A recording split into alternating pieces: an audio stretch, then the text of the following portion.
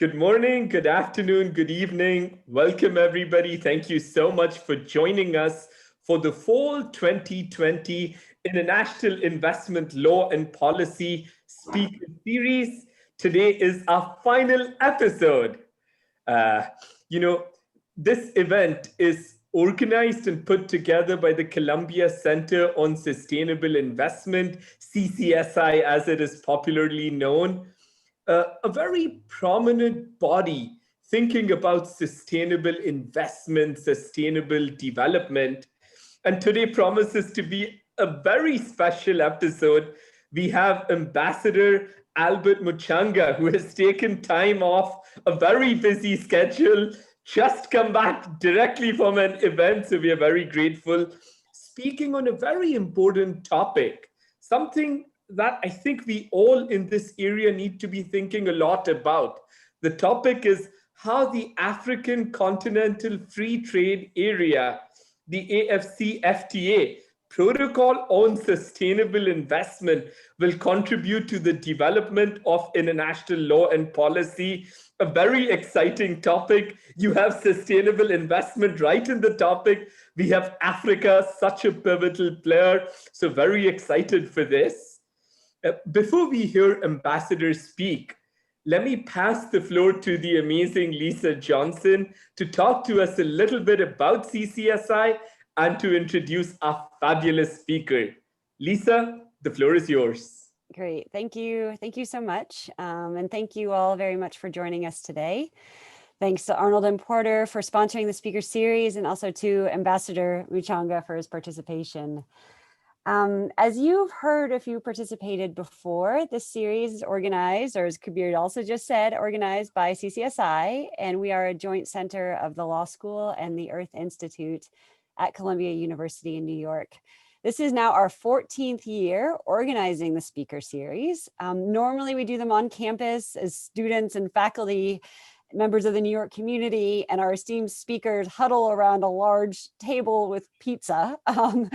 Many of those previous in-person sessions are recorded, so you can watch them online, but we appreciate also this side effect of COVID, and that now we are having them online in an interactive web-based format so that everybody can interact with our speaker. So thank you again very much for joining, and we're looking forward to your comments and questions and the time that we'll have at the end for Q&A.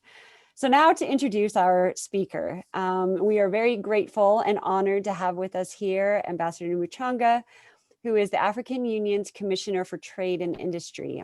Prior to this role, Mr. Muchanga was the permanent secretary in a cabinet office in charge of parliamentary affairs in Zambia. He was also a former ambassador to Ethiopia with extra accreditation to the African Union. He has both at home and abroad dealt with issues broadly related to international economic policy analysis and implementation, as well as regional integration and foreign policy. Now, as the African Union's Commissioner for Trade and Industry, Ambassador Muchanga has spearheaded the organization's efforts in driving the negotiations, conclusion, and ratification of the African Continental Free Trade Area. So that entered into force in May of 2019 and was successfully ratified in July 2019. And now we are in phase 2 of the negotiations of that agreement. So thank you very much again for joining us, and the floor is yours. Thank you very much, Lisa, and I greet each and everyone. I believe there is just going towards midday. Here we are entering the evening, but I'm very, very happy to be with all of you. And I truly thank the Columbia Center on Sustainable Investment for the invitation to take part in this important and interesting 2020 edition of the Columbia Law School Speaker Series. I'm advised that these engagements contribute greatly to the advancement of international law. Let me also state that the recent assembly decision of the African Union, the recent assembly of the African Union Heads of State and Government, which was held on the 6th of December, which is just a few days back, yesterday, decided to transfer all matters pertaining to the Secretariat of the African Continental Free Trade Area in Accra, Ghana, which means that this includes negotiations. Other things remaining equal, I would have said, I think I should not be speaking on such issues anymore, but I did not want to disappoint and disrespect you, and therefore I decided to come and be with you this afternoon. And certainly I'll be happy to engage in any discussion that will emerge after my presentation. I've been requested to make a presentation on the topic of how the African Continental Free Trade Area, the AfCFTA Protocol on Sustainable Investment, will contribute to the development of international law and policy. Gazing into the future is not always easy, nor the expected results assured, but I will nevertheless give some indicators. I'll start by saying that foreign direct investment remains an important source of finance for developing countries. In this era of the COVID-19 pandemic, these flows are expected to decline by as much as 40 to 60% in many developing countries. At the same time, domestic investments are not likely to meet the gap. With this in mind, it is clear that there is still need to continue attracting foreign direct investment. Given this reality, there is still need for effective and efficient facilitative investment regimes. It is against this background that many governments have negotiated international investment treaties. The hope is that assurance of protection investment in their jurisdictions will expand the scope for attracting those investments. It has been observed that the current regime of international investment agreements or treaties are not necessarily determinative in attracting investors, nor do they allow foreign investors to use international arbitration to make unwarranted and excessive claims for compensation. Literature reviews show that there's little correlation between foreign direct investment and international investment agreements, or IIA. Delegates in meetings such as those of the OECD and the United Nations Conference on Trade and Development, UNCTAD, have also indicated that their reviews of the IIA regime have not produced evidence of the link between investment treaties and investment flows. However, the presence of such agreements can undermine a state's ability to pursue legitimate public policy aims, especially since the international investor state administration has opportunity to award investor claims that go into billions of dollars. For example, treaties do not support host states' efforts to effectively govern multinational enterprises, and they've been interpreted to protect the profit expectations of investors, even when those investors have harmed the environment or other social interests in the host country. Such concerns have led governments around the world to explore different options in reforming international investment agreements by developing principles that guide reforms, including reviewing, clarifying, disengaging, renegotiating, and consolidating the treaties. African countries have shown great innovativeness in addressing these concerns, and in the forefront in some of the reforms which fall into several categories. One is the inclusion of provisions safeguarding the right to regulate and the right to pursue development goals, thereby affirming the relevance of pursuing sustainable development objectives. The Southern African Development Community, the community of the Common Market for Eastern and Southern African, for Southern Africa, COMESA, and the East African Community models, for instance, all include provisions on the right of host countries to regulate investment to meet development objectives. Most preambles in these new formulations do not focus on investment protection as the sole goal of the agreements. Instead, they highlight the importance of cooperation between the states in their desire to encourage investment to contribute to sustainable development. A second area of innovation in treaties and models developed by African states, including efforts to prevent expansive interpretations of investment treaties by clarifying and narrowing their substantive obligations. These texts, for instance, excluded umbrella clauses and have instead carefully drafted national and most favored nation provisions. Some texts have also omitted the fair and equitable treatment provision that presents very expansive interpretations by tribunals. They have instead replaced it with provisions focused on the non-discrimination of the administrative, legislative, and judicial processes.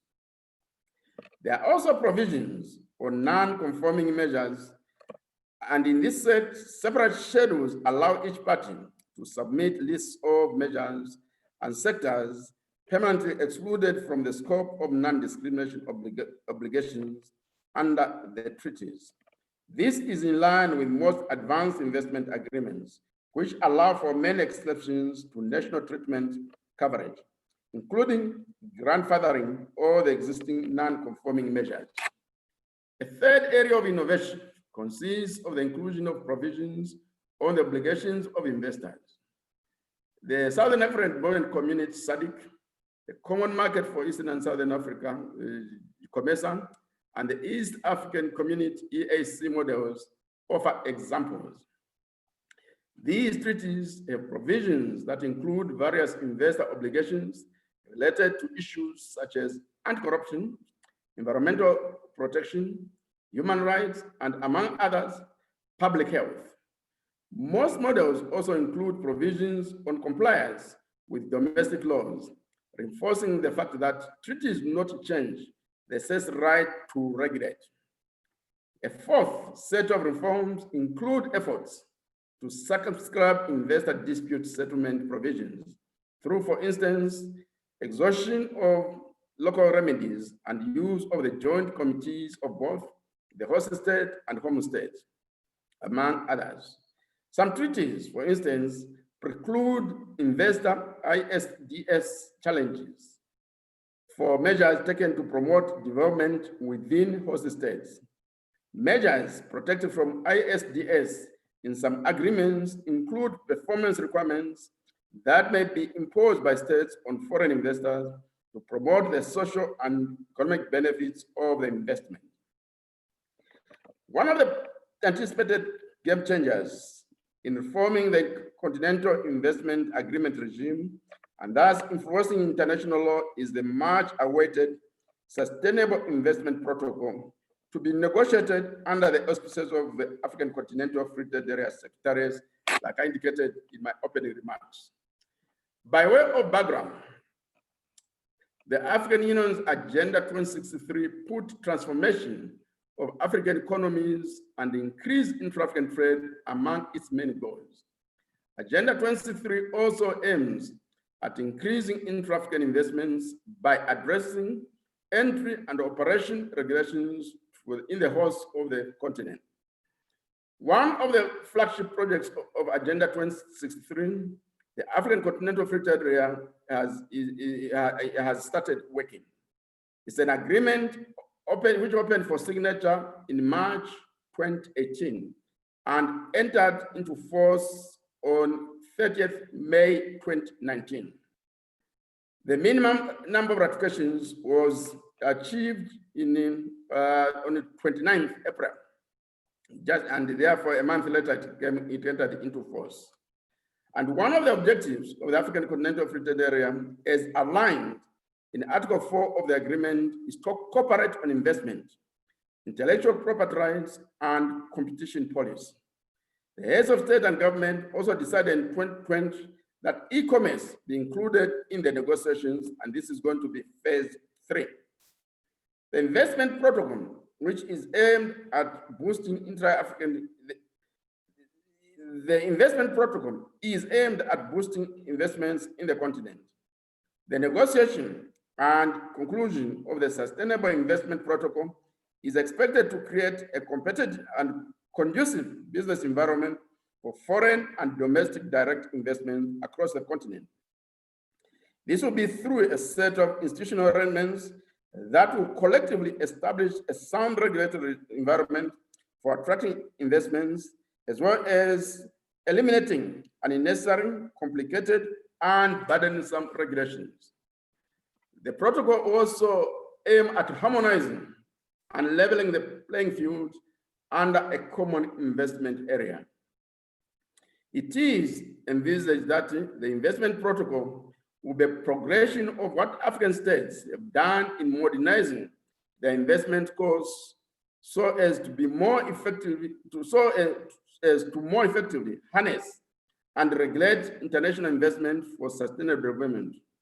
It will also offer a new momentum for the Africanization of the international investment regime. Most importantly, the success of the protocol will be measured on the basis of its ability to bring coherence and consistency in the constellation of highly innovative regional approaches and devices that have been put forward to build a sound and predictable investment regulatory framework across the continent. In this respect, I echo what Makane Moise Mbengue, Professor and Director of the Department of Public International Law and International Organizations at the Faculty of Law of the University of Geneva, and he says, and I quote, "Moving ahead, Africa expects the planned protocol on sustainable investment to shape and foster the domestication of international law. This clearly shows that African states are actively reclaiming the narrative of the reform and development of the international investment regime according to their policy and developmental objectives," end of quote. As a consequence, the international investment regime will be shaped in Africa according to the policy and development priorities of Africans under the framework of the African Continental Free Trade Area. The content of the investment protocol will draw on the Pan-African Investment Code, PAIC, which is the first investment treaty model that the African Union has adopted in its history. The PAIC is a continental framework that puts the long-term goal of securing sustainable development at its core. This is clear right from the instrument's preamble, which makes sustainable development the primary objective of the code. The preamble of the PAIC also emphasizes the importance of the Sustainable Development Goals, or SDGs, for the economic, social, and environmental development of the continent. Furthermore, the formulation of the PAIC include provisions safeguarding the right to regulate, right to pursue development goals, exclusions of umbrella clauses, carve-outs, as well as provisions aimed at minimizing exposure to international arbitration. Most importantly, the PAIC sets forth the right of the African Union member states to preserve their right to regulate and to open or close sectors to investment in accordance to their development challenge strategies. This includes, for instance, that performance requirements may be imposed by some states on foreign investors to ensure that the investments also benefit African host countries at different social and economic levels. By building upon the achievements of the PAIC, the process of negotiation of the Sustainable Development Investment Protocol will offer a new momentum for the Africanization of the international investment regime. It will also open up new avenues to promote regional and continental economic integration, boost inter and intra-African investments, as well as support the development of regional value and supply chains. The success of the protocol will depend on identifying the key development objectives of all African countries and on formulating of key provisions for the protocol that will be supportive to sustainable investment promotion and facilitation within the context of the African continent's sustainable development priorities. Flowing from all this is the message that Sustainable Investment Protocol offers a unique opportunity to Africa to codify and harmonize all the existing and stimulating ideas and innovations that are being brought with the aim of building a competitive continent for investment. In this respect, the African Union is determined to guide member states to develop a protocol that meets their needs, including addressing the dynamic and ever-evolving character of the relationship between investors and states, while recognizing the rights and obligations of the investment community and all the stakeholders. I would now like to focus on some of the issues related to the COVID-19 pandemic. This is with respect on how the issues connect with the international investment law. In addition, on how they reflect on the efforts of the African leaders in addressing some of the risks posed by current investment treaties. The COVID-19 pandemic has shown that investment should not be isolated from other concerns. In the face of the COVID-19 pandemic, governments are grappling with and have taken crucial steps to address, contain, and minimize risks to life, health, livelihoods, as well as social well-being. Governments are also responding with wide-ranging actions that have direct impact on their economies, including issues of trade and investment. It is against this background that African Union ministers of trade noted the need to preempt potential investor-state dispute threats that may arise out of the legitimate health and economic policy interventions that African countries have put in place to mitigate the adverse impacts of the COVID-19 pandemic. On the 5th of November, 2020, a declaration on the risk of investor-state dispute settlement with respect to COVID-19 pandemic-related measures was adopted by the African Union Ministers of Trade. The purpose of the declaration is threefold and is intended to, one, raise the awareness of COVID-19 related ISDS risks among member states, and two, identify concrete actions that member states can choose to take to address treaty-based ISDS risks, and three, give moral and political support to member states in tackling these actions. It remains to be seen if the actions taken by the African Union Ministers of Trade will contribute to sustainable development-oriented international law and policy. Before I conclude, I was also requested to give a basic outline of where we are with regard to the African Continental Free Trade Area. And like indicated, we have what we call the built-in agenda, where we have not finalized work on the rules of origin, schedule tariff offers, and the services offers. But the set of agreement that has been reached enables us to start trading on the 1st of January 2021.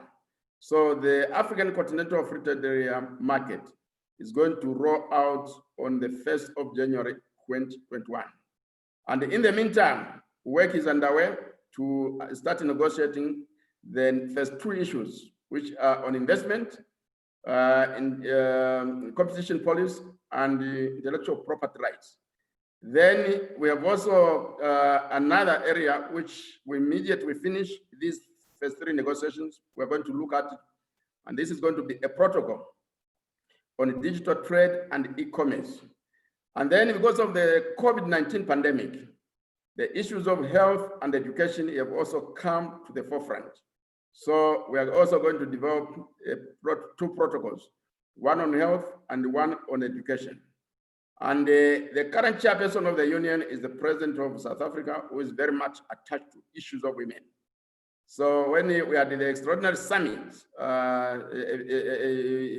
few days ago, actually we had two, one on Saturday on the African Continental Free Trade Area. Yesterday was on the silencing the gun. On Saturday, he proposed, and the heads of state agreed that there should also be a protocol on women and the youth. So there's a lot of work ahead.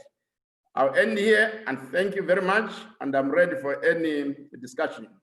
Thank you. Thank you so much, Ambassador Muchanga. That was really fantastic. It is very encouraging to see the active role that the African Union is playing in facilitating sustainable development, sustainable investment. That was always, I think, the goal, but somehow we lost track of that goal. So it's very, very encouraging and promising to see these positive developments and hear your talk. We're getting questions from our audiences, and we invite you to use the Q&A function.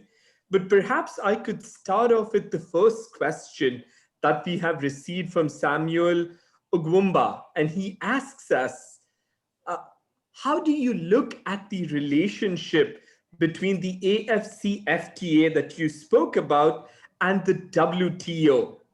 In other words, he's asking, what is the relationship between the AfCFTA and the WTO? Will the new FTA override the WTO? How will both these instruments operate in relation to one another?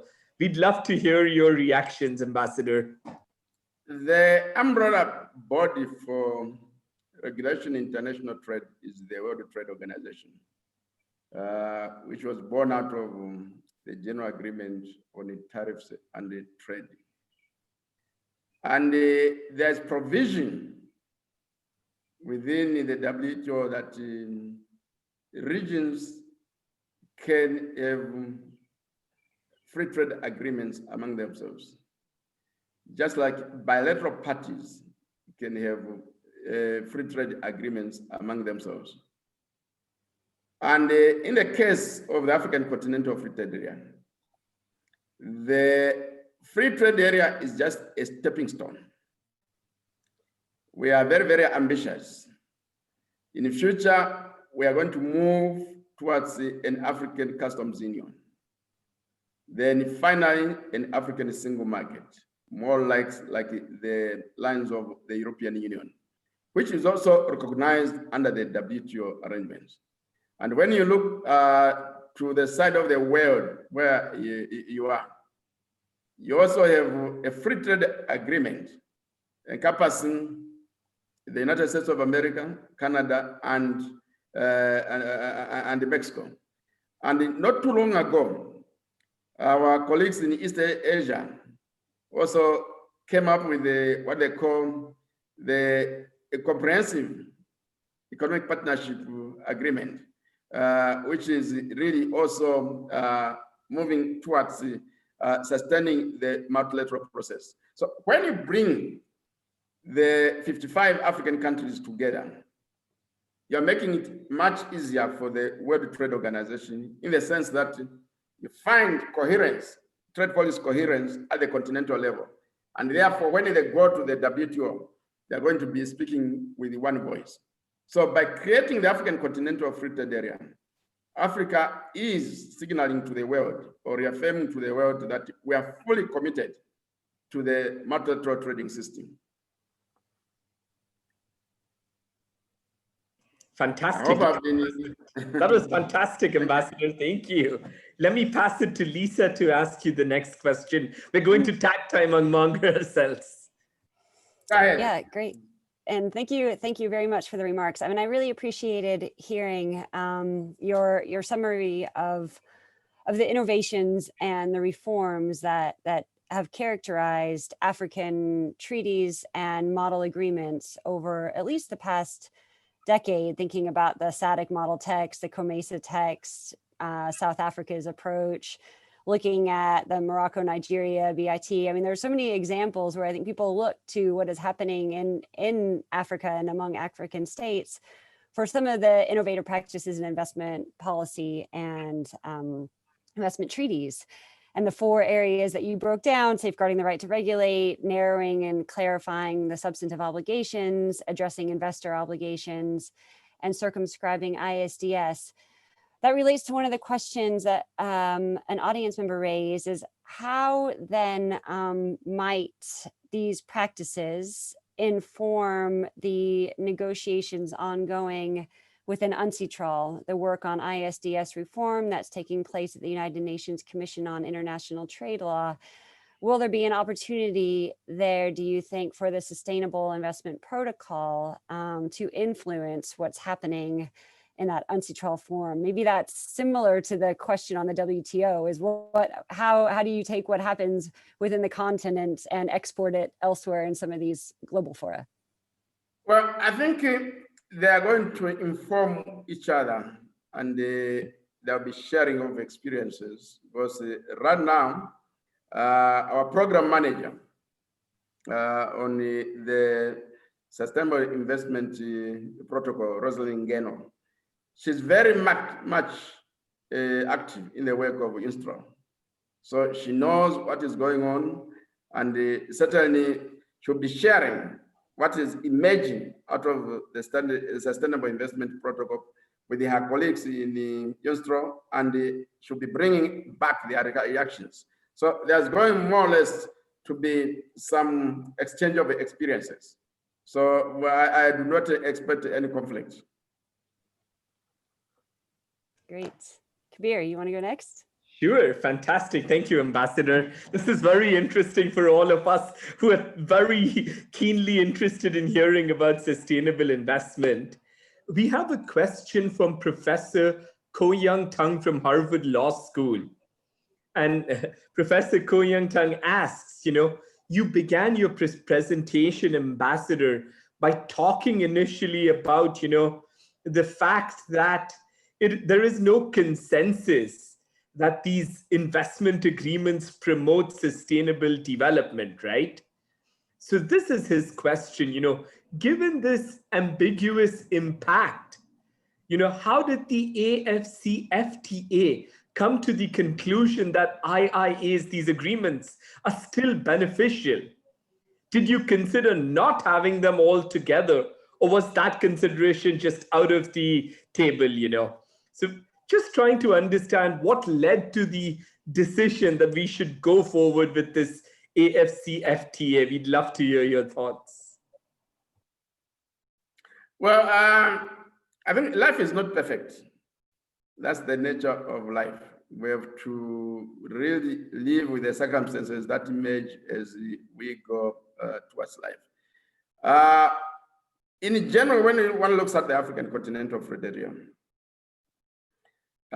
you are looking at 55 countries, and those are 55 economies. Now, when each one of them is promoting investments, they offer all sorts of incentives to would-be investors, and they compete in the process.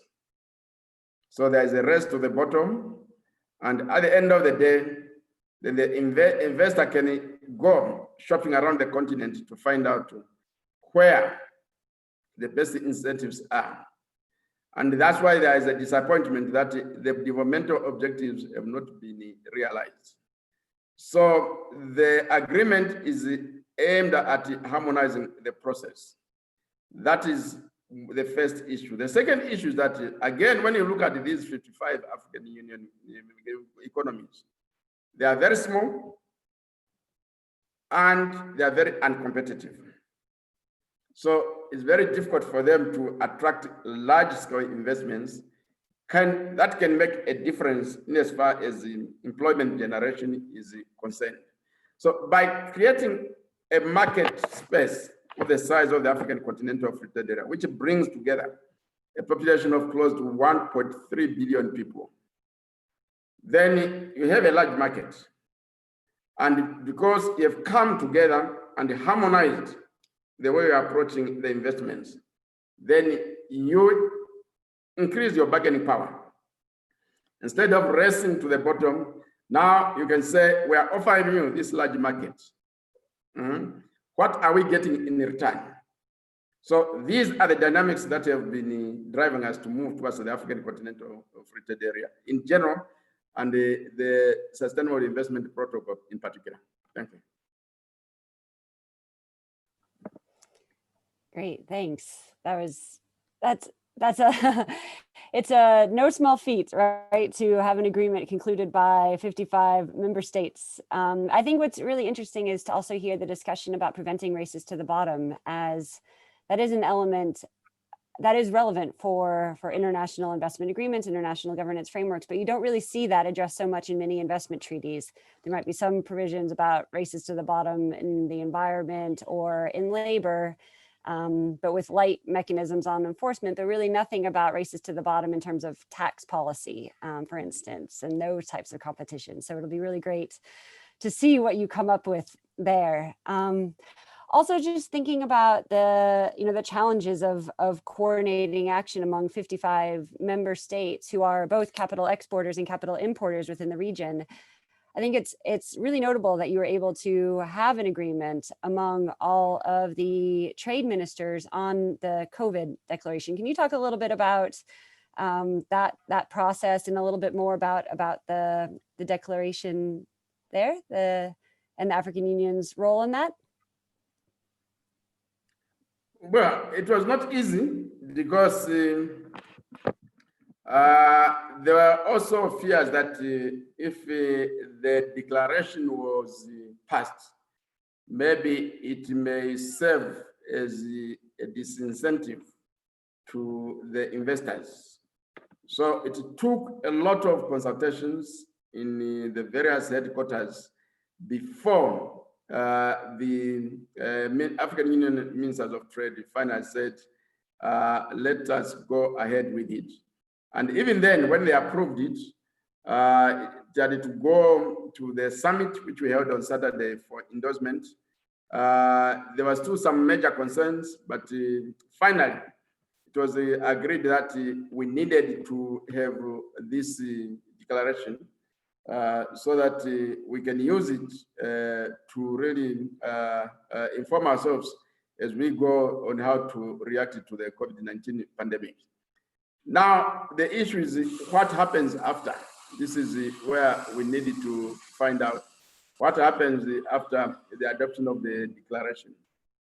We'll see how various countries around Africa are going to implement it. So we are waiting and seeing to see what happens. Fantastic. Thank you, Ambassador. That is very, very encouraging. Some of this, as you say, is going to be wait and watch, just because this is a process that we're undergoing. Ambassador, we have received a couple of questions that are trying to understand sustainable development, this idea. So let me try and combine at least two of them and present it to you. Sunday asks us, how does the idea of sustainable development that you are proposing differ from the UN Sustainable Development Goals? And just a related question that we have from Jean Lambert is that, Africa is such a diverse, large continent, right? We're talking, as you said, of 50 different economies. And therefore, that's her question, are we talking of one test, one definition of what is sustainable, or are we having like a more, situational analysis, so you have a framework that will be specific to each country? So just for us to understand how we understand sustainable. Well, I think the concept of sustainable development goes to about 1992. I was a young diplomat then in New York at the United Nations when it was agreed to have a UN conference on environment and development, which was held in Brazil. And that's where the concept of sustainable development emerged. Basically, the idea is that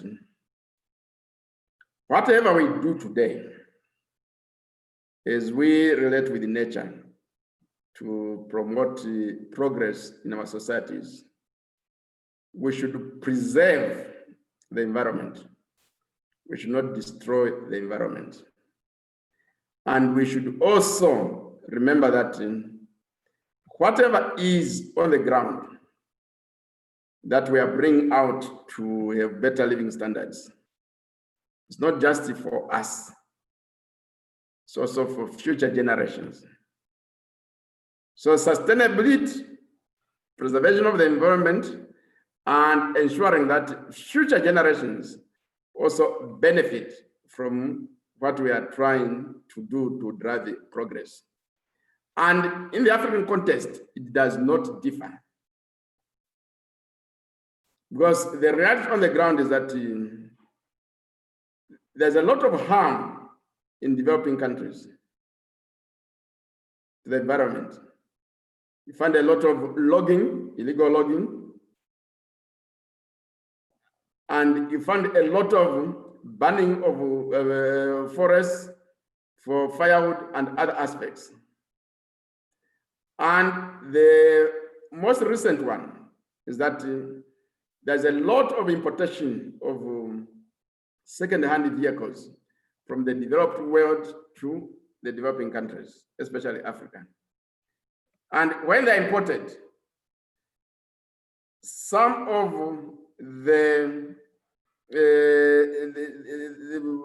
some of the components that would apply in the developed world are removed so that they are sold much cheaper. So a big problem of pollution, air pollution, is emerging in Africa. So we have to look at the issue of sustainability. Then mining itself, Africa is a mining country. There is a long history where mining activities took place. And when the mines closed, the miners or the companies left, but they leave behind a lot of environmental problems. Air pollution, you find that the water is polluted. And then you also find that sometimes there's lead in the ground. So these are some of the environmental issues that come up. So Africa cannot divorce itself from sustainability.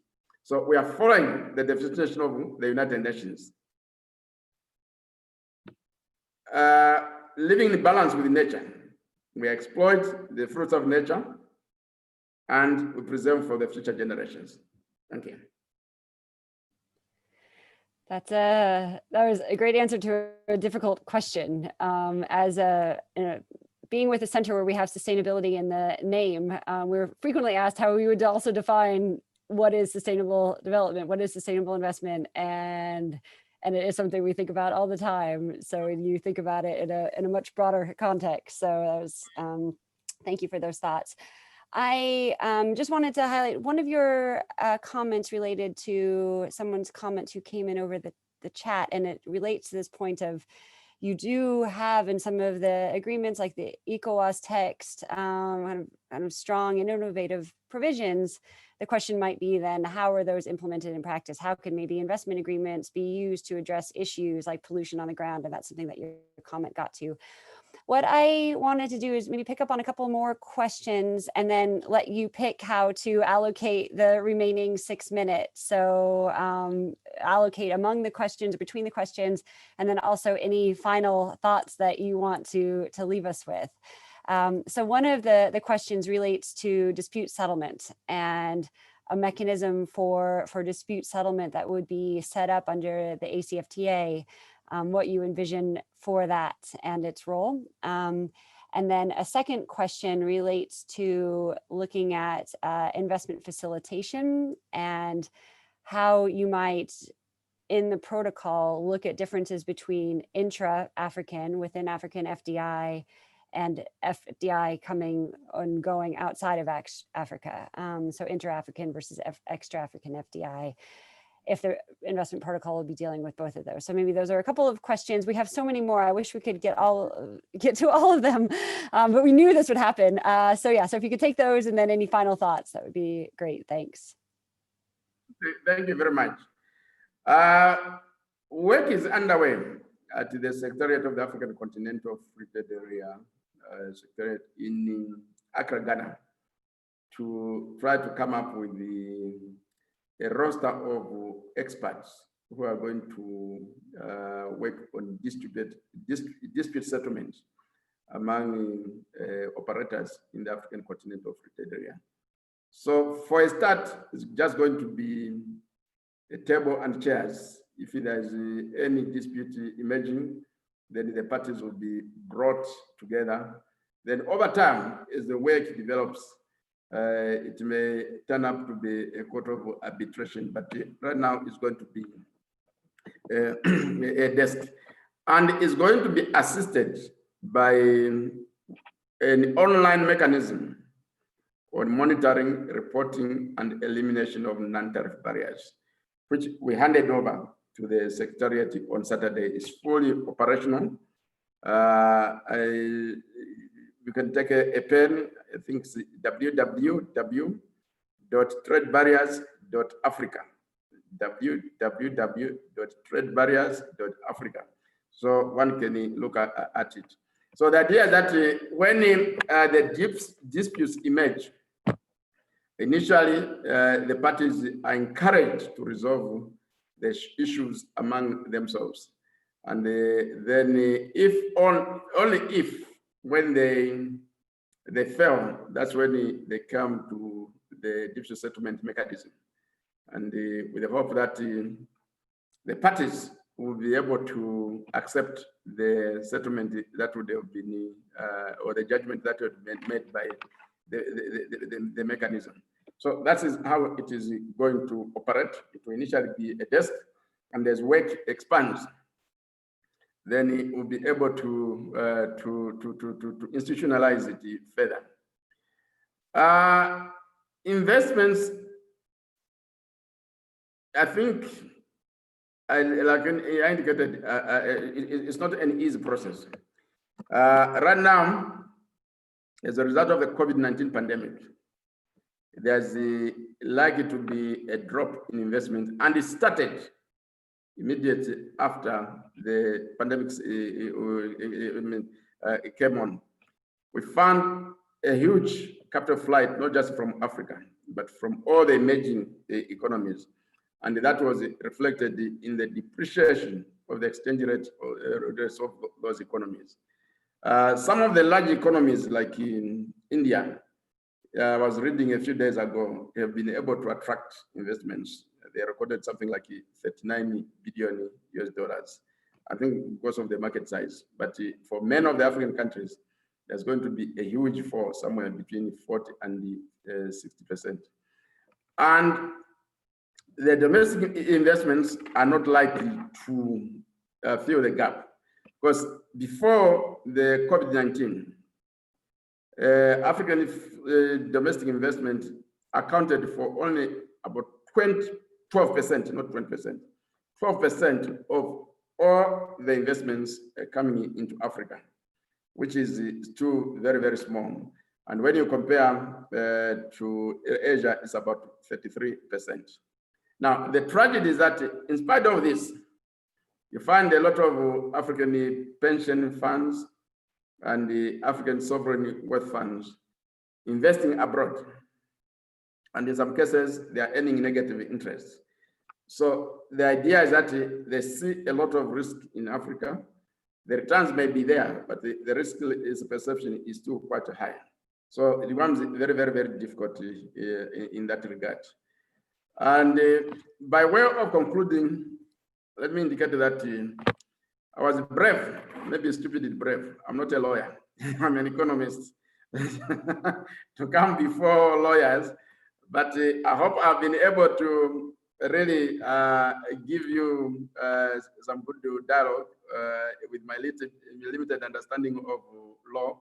But once you do all sorts of work, you even forget your profession. So sometimes when people ask me what is your profession, I tell them once upon a time I was an economist, but I don't know what I am now. So for me, the questions were very, very enlightening. The questions from Lisa are a little bit on the legal side, very difficult. I hope I've not disappointed you, but I've learned quite a lot. And certainly, let's continue the dialogue. When the Sustainable Investment Protocol is finalized, we should be able to come and share it with you. Thank you very much. That would be terrific. Thank you very much. And thanks to everybody for your questions. We really appreciate the engagement. Thank you and see you again, hopefully soon. Bye-bye. Bye. Bye. All right.